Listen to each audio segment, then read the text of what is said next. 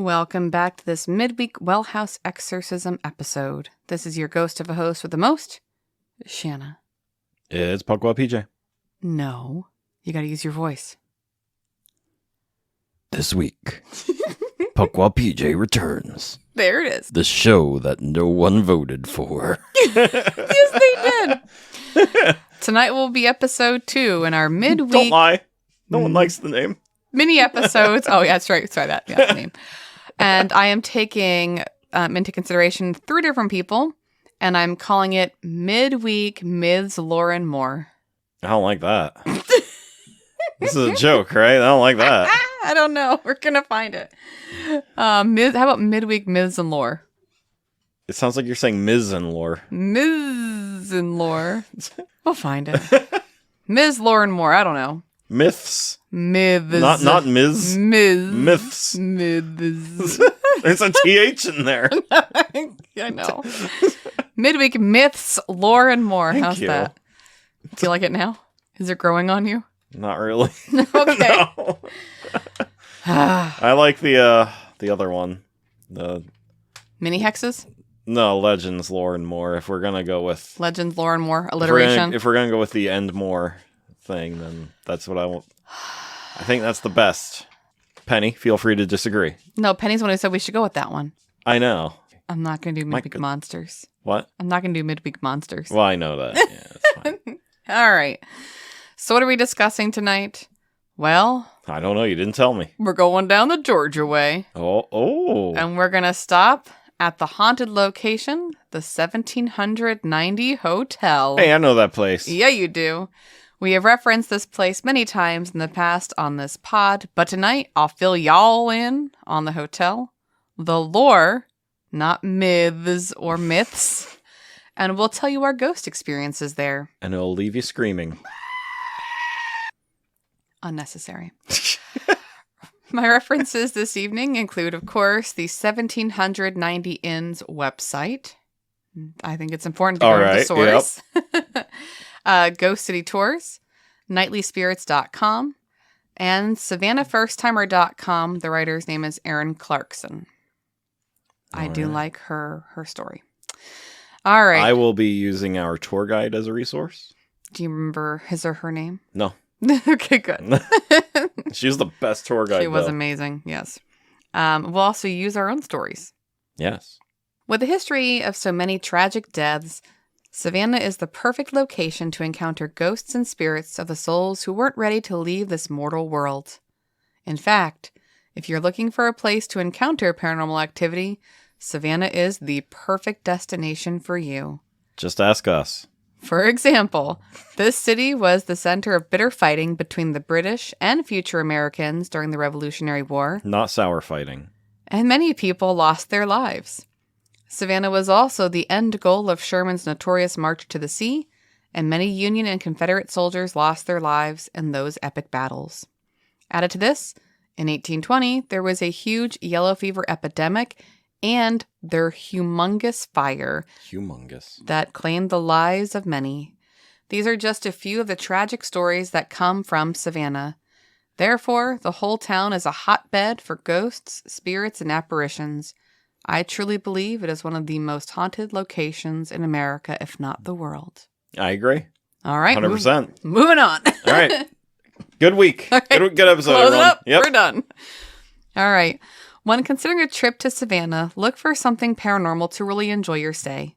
In fact, the best location may just be Savannah, Georgia's oldest inn, which dates back to the 1790s.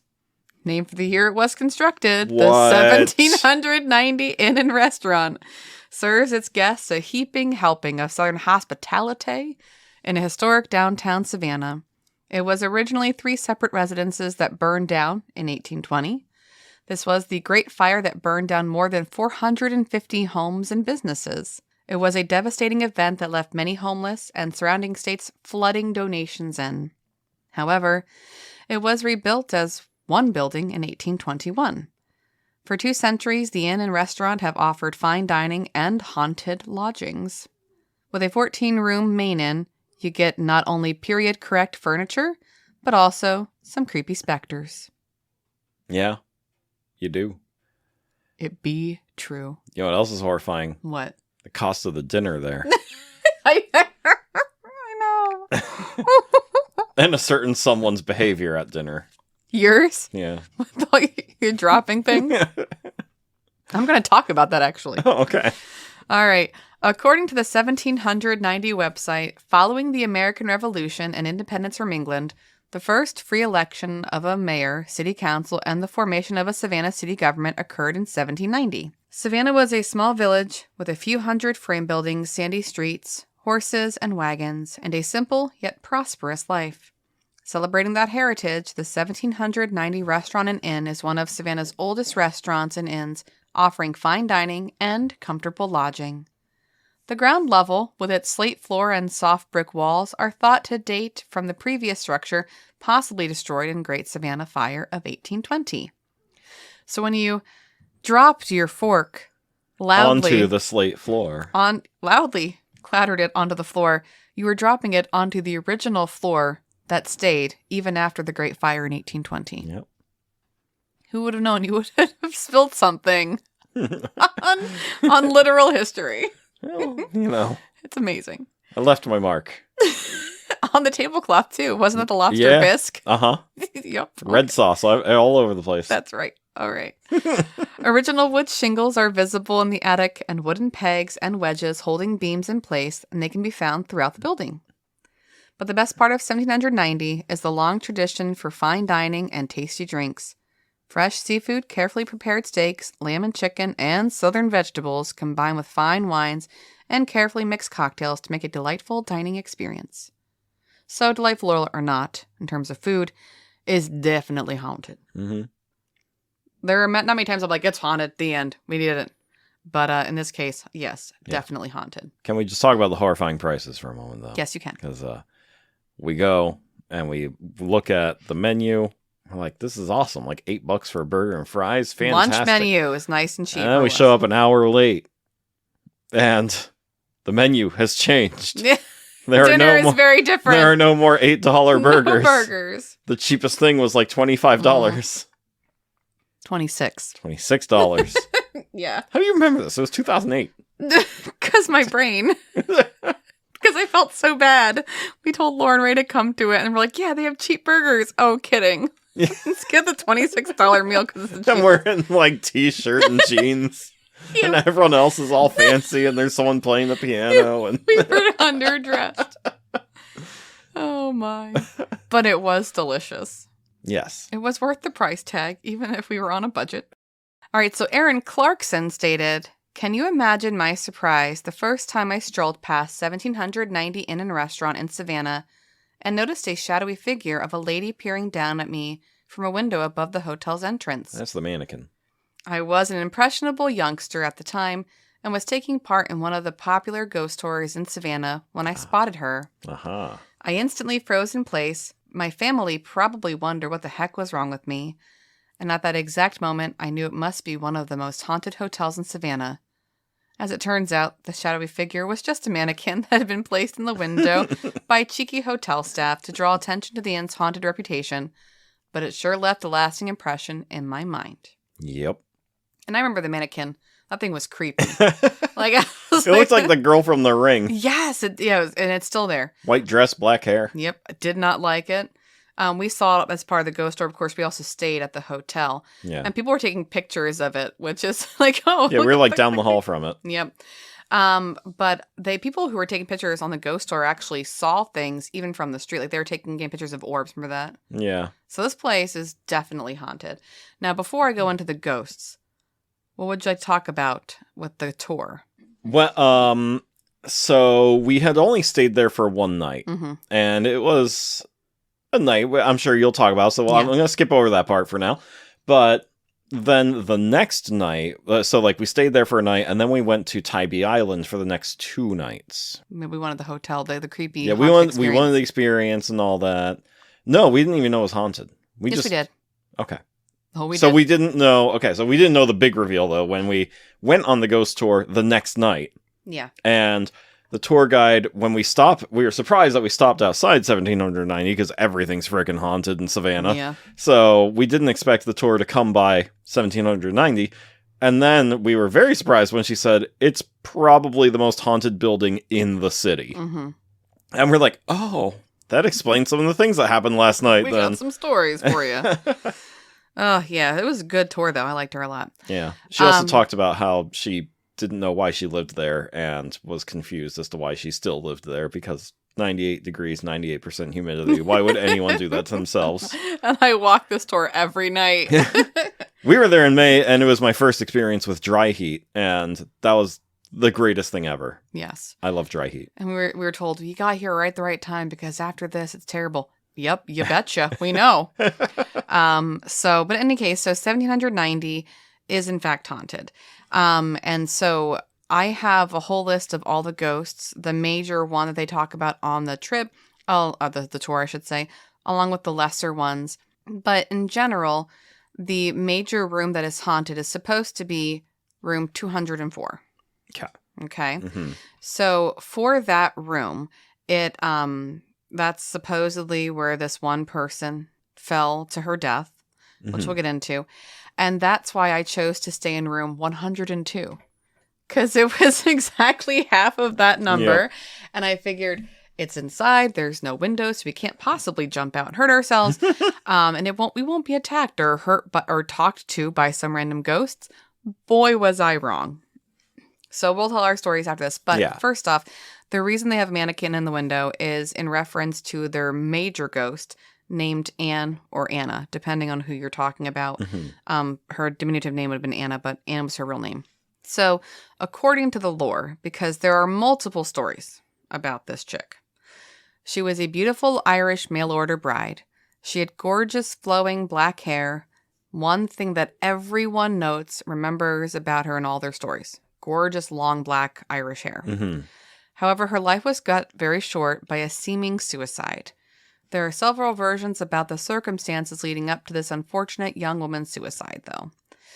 One story reports that a 16-year-old Anne Powell was unhappily married to an Englishman who, despite his faults as a husband, did build the large home for her. But she fell in love with a German soldier who used her but didn't love her. As she saw his ship leave, she threw herself down on the brick courtyard below, which that is proved incorrect because Anne Powell lived for a very, very long time. Okay. Moving on. Another version of the story claims that Anne was an indentured servant forced to marry Steele White, a jealous husband who threw her off the second floor. This isn't true, because Steele White didn't even live to see his building finished. However, this is the story that the 1790 website sort of references when they say that Anne may have been pushed from the window by her angry husband because he had paid for her passage to Savannah to marry her. Another story, the home was at this time a boarding house. Anne Powell, a young, naive 16-year-old maid, fell in love with a sailor/merchant marine, and she became pregnant by him. Instead of marrying her right away, he promised to return after a voyage in a few months and marry her then. Months passed, and the sailor was no-show, and eventually found out that he never intended to come back because he was already married, which is why she committed suicide. Mm-hmm. Again, Anne Powell lived to a very old age, so no. Another variation of the story is when she wasn't working as a servant and was a flirtatious beauty, a bit of a tart, and a party animal who liked to have relationships with young men, perhaps hoping to marry up and out of her social status. She went to bed with a young sailor, fell in love with the lad who had just been in it for a good time. When she turned up pregnant, he didn't marry her right away, but promised to return after the next voyage in a few months. A few months later, he was a no-show, and he had no intention of coming back. However it happened, Anne had gambled, hoping for love, and had lost. Desperate, pregnant, and heartbroken, she threw herself onto the bricks below. We may never know exactly how Anne died or why she decided to stay in room 204, but there are many accounts of her presence. The owners of the inn used to make guests who wanted to stay in this room sign a waiver saying that they would not be entitled to their money if they left in the middle of the night if they were frightened. So if you back out, you don't get your money. Yeah. Sucks for you. Yeah, there are some crazy stories that we heard. Yeah, because I remember when we went, they had that waiver. We just didn't stay in that room, so it didn't matter. Yeah. However, the room is now very popular with ghost seekers and curious folks who know what they are getting into when they check in. The room has a paranormal log one can use to record experiences. For example, Anne has been seen sitting in the chair by the room's fireplace, and an unseen female presence is often sensed there. Some guests have reported feeling Anna's presence as she leans over them and strokes their cheeks. Electrical gadgets, lights, and new tech items like cameras are irresistible to Anne. She likes to turn on the lights and/or the clock radio in the early morning hours. She also likes to yank the covers off of couples, and has been known to throw their covers up in the air in the spirit of fun. Now, I do want to note, while there is a paranormal log for 204, there is a log for all the rooms. And we wrote our experiences. Did we? Mm-hmm, I don't remember that. I did. I remember. We did it for room 102. Anne has been known to lay out guests' clothes neatly on the bed. Some women have come back to the room to find their evening and bedtime clothes taken from their suitcases and laid out politely and readily on the bed. She has a weakness for nice undergarments, but usually gives back the ones she doesn't like, eventually. Yeah, I love that somewhere in the house there's a cache. It's a cache of underwear. Yeah, and no one knows where it is. They've never found it. Nope. 2 women staying in this room found that their undergarments were missing from their suitcases. They found them later, draped on branches on the inn's Christmas tree in the tavern. That must have happened after our stay, because we did not get told that story. But could you imagine, like, your panties just hanging on a Christmas tree? Happy Christmas! All right. If the living leave jewelry, personal items, and keys on the fireplace mantle, Anne will take them and put them in strange places. She does not like stuff on her mantle. We're used to that. That happens to us all the time in this house. Yeah, but especially the mantle. You do not put stuff on her fireplace mantle. You're going to put everything there. Anyway. Because we're totally going back. Oh, I would love to. Her spirit is as emotional as when she was alive. If the living are kind and she likes them, she will not bother them during the night too much. Which I assume means she hates us? No, there's a reason. She didn't bother us much. You. I was fine. Yeah, you were fine. A young honeymooning couple. And comparatively, she didn't bother you that much. Compared to some of the people that she's, the things she's done to them. Thanks for your support, honey. I mean, the bed didn't break. You weren't floating in the air. Anyway. Are you going to tell that story? Anyway. A young honeymooning couple awoke one early morning to find water drops falling from the ceiling. The spirit of Anne was still crying about her lost love and the rejection she felt. There was no other reason for the water because there was no marks on the ceiling. It was literally just dripping out of thin air. Wow. It's pretty cool. Yeah. The spirit of Anne once took a strong dislike to a paranormal investigator who brought his equipment into her room and tried to get evidence of her existence. She took his car keys and placed them on a headstone on the very back row of headstones in the Bonaventure Cemetery. Yeah, he did not forget them. They just showed up there. Wow. I like her a lot. According to a ghost tour guide and James Caskey, the spirit of Anne took a strong dislike to a young male waiter. His name was Sean, whose job it was to collect the B&B meal cards from the doorknobs of all the rooms. One day, as he went around collecting the cards on the first, starting with those on the first floor, I should say, he felt a strange coldness and the uncomfortable feeling that he was being watched. The intensity grew, and by the time he reached the third floor, it reached a peak when he felt the strange sensation of being picked up off the floor of the hallway about 6 inches. He promptly rushed down the stairways to escape. When the Travel Channel wanted to interview him in room 204, Sean found that an invisible barrier was physically stopping him from entering. So she does not like Sean. Now, I'm not sure if this is legit, or if she staged this, but pop star Miley Cyrus actually stayed famously in this room. Okay. In 204. She stayed with her mother, and she was there because they're filming a movie on Tybee Island for one of her movies. Because Tybee Island's just gorgeous. But if you go on her Twitter account at Miley Cyrus, she included a photograph with a caption stating, quote, "Look what Anna did, ghost in room 204. My boots were put up on top of my suitcase and left with a handprint while I was out." Oh, wow. And considering she does put things and she packs suitcases for people she doesn't like, it's like, what does that say about you, Miley? Time to go now. She also misspelled Anna. She put A-N-A. So listen, I'd pack her boots and be like, I'm going to get shoe. Yeah. So whether she simply makes the lights flicker, unlocks the door, or even something more drastic, Anna's spirit is frequently felt by even non-believers. And she doesn't just stick to room 204, as we found out. Uh-huh. And so I am going to pause from the other ghosts and tell our story because it mostly affects me. Okay. Shall we go back to our first day? Yes.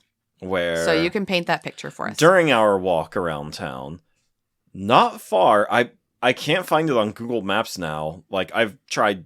It was a hole in the wall. I tried years ago. I've tried a couple times to find it again, but there's this little, like, creepy little store, you know, like a little witchy place. Yeah, and it was called the Witches something or something, Yeah. which, you know, something about witch, cauldron maybe was in the title. I don't remember, but in there they had some, like, you know, they had like rabbit's feet, and they had, you know, this, that, and the other thing, little knickknacks. Well, and that comes from the Garden of Good and Evil, because of the whole voodoo culture kind of stuff too. So you see a lot of witchcraft stuff popping up because they used, well, Savannah is the place of the story. So. Yeah, exactly. They had dowsing rods there. And I was like, oh, I know about dowsing rods. My grandmother used them to find the well up at my up at their property. So they can't be bad. Yeah, it's a famous story in the family that she used a dowsing stick. She had a I think it's yew is the type of branch, and she grabbed the branch and she just walked around in the middle of a field until the branch like goes and like dropped into the ground, and she's like, dig here and keep digging. Yeah, and they hit water and she goes deeper, and they hit water again, then she's like deeper. And they hit water a third time, and that's where they decide an artesian well. Yeah, to hit the well. So we buy dowsing rods. So we buy some dowsing rods, and we go to a little hole-in-the-wall restaurant, and we're just messing around with them. We give them to Laura, and we have a picture of it somewhere. I could probably find it again. Of, you know, we're like, she's holding the rods, and to explain dowsing rods to people, it's picture two very skinny hollow cylinders that you hold on to as handles, and then there are the something that goes into the cylinder is it's like a bent rod at 90-degree angle. Yeah, it's an L-shaped rod that... And they're copper. Yeah, and they're all copper, and it sticks into the cylinder so it can rotate freely. Yeah, so that way it's proof that you're not moving the dowsing rod, it's moving by itself. Yeah. And so we're like, oh, point to the water pitcher, and then, you know, they swing to the right and point to the pitcher, and then we're like, okay, point to Shanna's necklace. Whatever, yeah, point to Ray, and they point to Ray, and point to Shanna's necklace, and they point over, you know, to Shanna, and then so we're all like, ooh, this is fun. Yeah, and then we're like, okay, how about something you can't see? So, behind Laura, and off to the side, outside, like, you know, we're sitting at a window booth. Through the window, I can see stop sign. So I say, point to the stop sign. And they almost whacks her in the face. Yeah, they almost whack her in the face, and they point, like, at her shoulder, but, you know, if you have drawn a line through her shoulder, it would have gone to the stop sign. And she turns and looks, and sure enough, there's the stop sign that they're pointing to.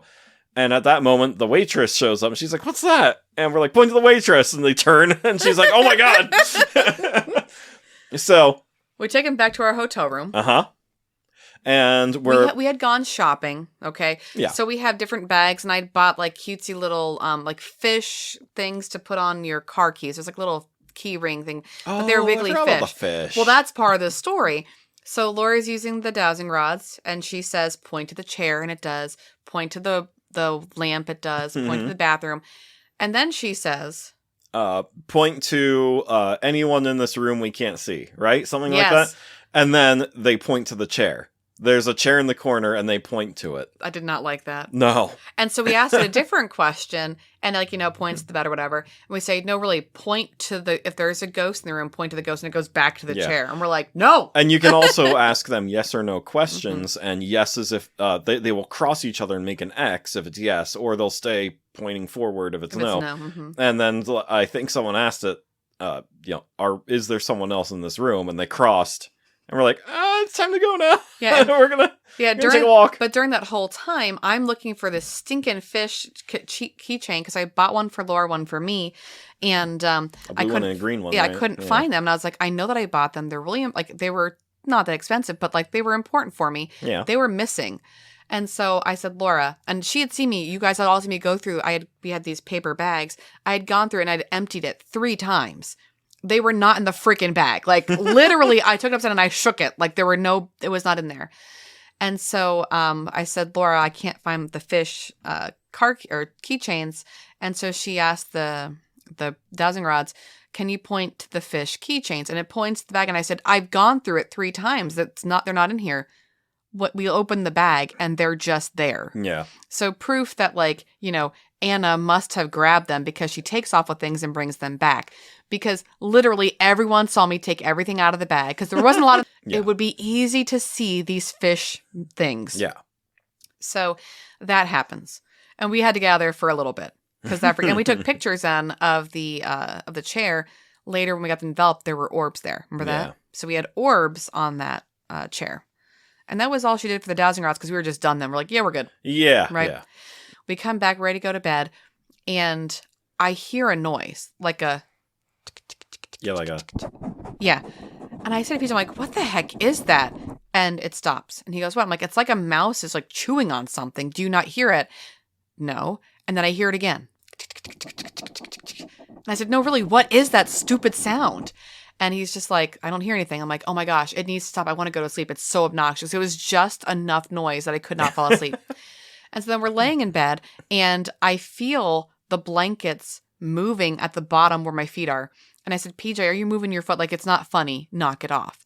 And you're like, what, asleep at this point? No, I was awake, but I couldn't feel anything. And he's like, on nothing my moved. side. And I'm like, no, the blanket just moved. And the blanket flips up a little bit. So it's obvious it moves. And I'm like, I don't like this because something just moved the blanket. And then it scratched my foot. And I was like, I really don't like this. Okay. And I forget what we said, or maybe we just prayed the Hail Mary. But like after that, like it got better and we were okay. The next morning we get in the car and I'm putting on my flip-flops and I realize that the Nike signs on my flip-flops, and they're brand new flip-flops. Brand new. The Nike signs are gone. So something had industriously scratched off the Nike sign on my one flip-flop because the other one, the Nike sign was still there. And so I was like, well, now it doesn't match this flip-flop. I might as well scratch this Nike sign off. And I could not scratch it off. So it was proof that like I didn't wear it down from walking because I couldn't scratch the stinking thing off. Yeah. So, and it was only a couple days old because you bought it right before the trip. Right. I bought it for the Specifically trip. for the trip. Yeah. And I didn't wear them until we got down there because it was cold until we got to Georgia because it's May, early May in Pennsylvania. So it can be hot or cold. So that was, I think, our experiences. I don't think we really think of anything else, right? That was pretty much it. We didn't have any coffee made for us. No, that was nothing like that. In the book that we had, the there was the ice machine right outside the door, and you're just like, "What was that?" At that It's point, the I was ice just machine. done. Like, I was like, we need to leave yesterday. But in the book they have there to to tell your stories, the paranormal blog, someone had said that the ghost had made them coffee, which is very nice. Yeah. Another person was annoyed because in the bathroom, it was a fancy bathroom to the point where you didn't have like spit cups. You had like crystal for your spit cups. Yeah. It was filled with water. They woke up in the morning and all the cups were filled with water. So even in room 102, things were happening. Yeah. Did not appreciate it. But there was one couple that we learned from the tour where the bed lifted off the ground and dropped so hard that the legs broke off of the frame, and they had to have their luggage mailed home to them. Yep, they just left. Yeah, they were out. Like, nope. So, yeah, that was fun. Anyway, there are 3 other ghosts that reside in this place. One is just the Merchant Marine. Nobody knows his name. He seems to be relaxed. He enjoys music, and he's very helpful to the staff, unlike Anne, who, lifts Sean. His apparition is dressed in his uniform, and he's been seen listening to the piano player, and he's been seen strolling through the garden room. He once helped a staff member who was closing the basement restaurant for the evening by turning off the light, which the staff member couldn't reach without a chair. So, thanks, Merchant Marine. There's also supposed to be a little boy named Thaddeus. He's sometimes seen on the ground floor of the restaurant and tavern. He leaves shiny pennies lying on the tables, on the bar, and behind the desk. Pennies just show up. Yep. He is also a friendly spirit, and he sometimes kind of like people experience a warm presence when he's around, or they feel happy. They might hear some laughter, but he's just a nice little boy who gives you shiny pennies. But then there is the person who inhabits the kitchen. Okay, the most common theory is it was a slave / cook who also practiced voodoo. So put it all together, pretty much. Wow. But this person resides in the kitchen area. So this female entity is thought to be an African-American servant who was heavily into voodoo. She was in charge of the kitchen and probably took pride in her culinary skills. Regardless, one thing is known. She hates women. This entity pushes women who work in her kitchen in the back, and she jangles her bracelets at them. She will also slap or flick at women as well. She even plays mean tricks on the female staff. She has also scared waitresses by pushing silverware from the table settings. Also, she likes to rattle pots and pans to let the staff know she's there. I just want my fork. Pots have been known to take off by themselves, off the hooks, just so you know she's there. She also has her sad moments. A maintenance man was doing some work when he heard a woman sobbing in the kitchen. He went into the kitchen to investigate, armed with a knife, only to find that no one was there. No one living, anyway. Yeah. The staff believes that this ghost must be a ghost of a servant who used to serve the family who lived in the house. Does her belief in the power of voodoo help fuel her hauntings? ? Because we also see some hauntings at the bar, not just the kitchen area. At the bar. At the bar. It's certainly possible, but she would be the most scary of the yeah, right. the entities. Although Anna levitating an entire bed, that's pretty scary. Also, there's the other thing in Anna's room that I just remembered about was that they can't have a phone in the room. No, they cannot. They cannot have a phone. At all. Yeah.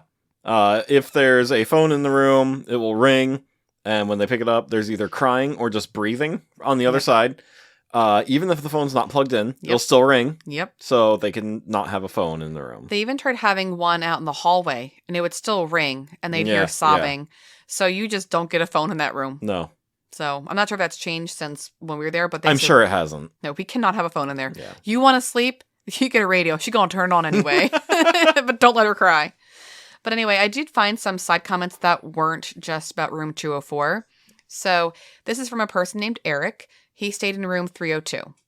And so he says, room 302 definitely has a spirit in it. I saw a gray, fuzzy-looking orb about the size of a golf ball. It was plain as day at 5 a.m. It was floating above our bed and slowly floated up to the corner of the room. As it did so, it got smaller and smaller until it just vanished. It's not scary, but interesting. Yeah. Next one is Terry Romeo. I love his last name. It's awesome. I stayed there in 2006. We stayed in a center room with no windows. It sounds like he stayed in our room. It's like a center room with no windows. That's why I chose it. And he said, I did not believe in ghosts before this. We found a wet penny on the dry bathroom sink after breakfast. The lights flickered in the room. There was an odd smell, always, and the room was cold even though it was 76 degrees in there. I took a photo of the room. When I looked at the processed images, there was a human shape hanging in the air above a light. In my opinion, the hotel is definitely haunted. Yep. And if you go online, you can find lots of pictures. There's videos. I mean, there is so much documented evidence of things that have happened that not even a question. I'm not going to try and debunk it. This place is haunted. Yeah. Like haunted. But yeah, so lots of crazy stories. If you're really interested, look into it, people. If you're looking for a place to stay there for even just one night. It is kind of pricey, but we did it, and we were college kids on a really fixed budget. Yeah. It was worth it. Yeah. Go for lunch, not for dinner. I mean, the dinner was good. It was, even with the clatter. Clang, clang. Yeah, but definitely an interesting experience. Did not have my alarm go off. The phone didn't ring, but I lost a Nike symbol on a brand new pair of flip-flops. Got scratched on the foot because it was enough that I jumped. It was like a cat scratched me. Yeah. Anyway, highly suggest it. Go to Tybee Island. Check out the river. Oh, there's like murder mystery cruise. Yes, go on that. I was just going to say go on that and go on a ghost tour. Yeah. Mm-hmm. All of it. Super suggestive. Find Forrest Gump's bench. Yep. That iconic scene was filmed in Savannah. But I think the bench actually has been moved now because people kept trying to steal it. So I feel like they actually had to replace it, and there's like a fake one there now. Do not go to Paula Deen's restaurant. Not worth it. Super overrated. It was when she was young, when she was small, when I was in school, like circa 2003, I think I went down to Savannah the first time. I went down with Girl Scouts because that's where Juliet Gordon Lowe, the Girl Scout house, is there, the originator of Girl Scouts. And so we went to Paula Deen's restaurant back when it was owned by her and her sons, and it was literally a hole in the wall. Like it was a part of like row houses. It was the best food. It was super cheap, really nice. And then when we went to find her later, it was its own building, and there was a line.